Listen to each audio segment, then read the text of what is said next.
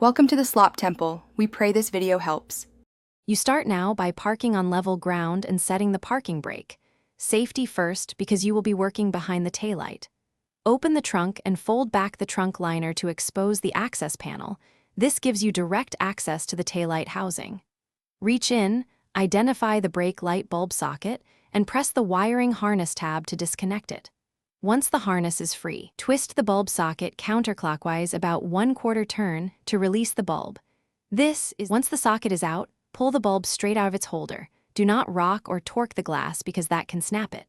Inspect the bulb for a broken filament or dark spots, then compare the part number against your replacement to ensure an exact match. Check the socket for corrosion or melted plastic. Corrosion causes resistance and dim light.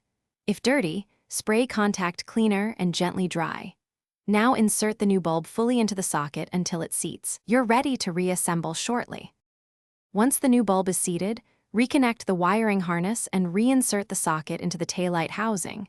Twist clockwise until it locks. Now test the brake light. Either have someone press the pedal or use a prop to hold it.